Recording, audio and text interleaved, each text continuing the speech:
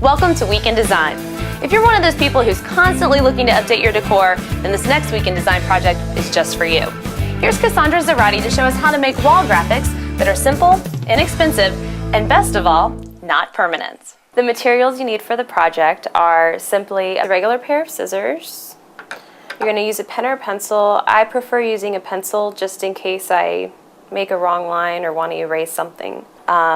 Paper to print out the object that you want to create. The birds that I found today are actually graphics that are on the web, and contact paper. Contact paper actually comes in different varieties of textures and colors, so you want to find the contact paper that acts as a sticker and is removable. These ran between probably $3 and $7 each roll. You just need to go somewhere where they sell home goods. That's it. The first step to creating a wall graphic is choosing your shape. This is the shape we're going to be creating today, just a basic bird in flight. And what's great about the birds is that there aren't any holes or shapes within them, so you're just cutting out one basic shape and that's it. And it doesn't have to be completely perfect. Now if you have shapes within the shape that you want to cut out, an X-Acto knife will help a lot with that. Alright, so now you have your shape cut out, and you'll have to decide if you want them to fly right or to the left. And obviously you can turn it either way. Once you cut out your shape, you're going to lay it on your contact paper, depending on what direction you want it to be in. If you want the birds to fly to the right, you're going to place it facing to the left. And you're going to trace that with a pencil or a pen on the back side here of the contact paper. Alright. So now you have your first bird, and if you want to draw another one, you don't need any excess around it. The shape that you trace is the shape that you're going to have on your wall. Now if you want one to be larger than another, you can trace it a little larger than your stencil.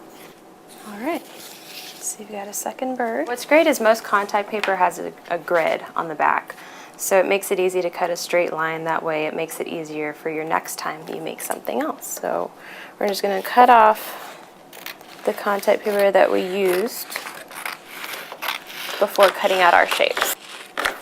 Now you're going to cut out the shapes that you traced. And there's your first bird. We'll cut out the second one as well. Alright, so you've got your birds. There isn't anything wrong with it curling up, it's just the fact that it was rolled into a tube, but whenever you place it on the wall it'll stay because it's adhesive. What I have on my wall now is just 2 or 3 variations of a bird. So some of them have their wings open, and then the others are the shapes that we made today. Peels off, and just make sure not to rip your shape, so don't do it too fast. The hardest part is choosing where you want to place them. It helps to have your furniture where you're going to have it for a while, or if you have any framed artwork, decide on that first so that you don't have to keep removing these and placing them on the wall. But you can. That's the great thing about these.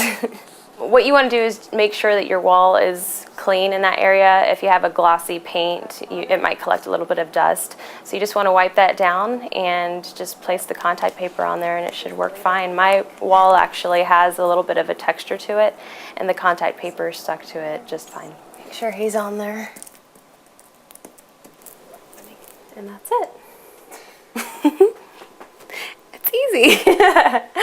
And you could just keep going. If you have a whole wall that you want to do, you can do that. You can do them in different colors, and it's as simple as that. It only takes a few minutes and you're done.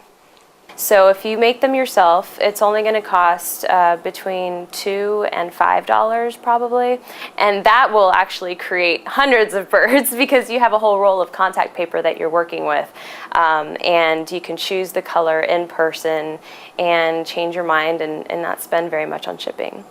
As far as removing it from the wall, it's literally like non-permanent double-sided tape. It comes off that easily. There's nothing to it.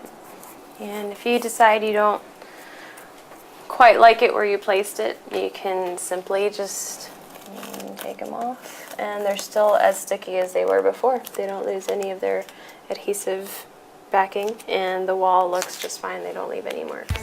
I love art in any way, shape, or form, and I grew up with my mom always doing artwork in the house, and it's just one way to make your place personal. And when people come in, it's something that's a conversation piece, yet it reflects your personality, and that's what I love about these. Thanks, Kyzandrha. For more weekend design, continue to check Jacksonville.com. For Jacksonville.com, I'm Amanda Warford.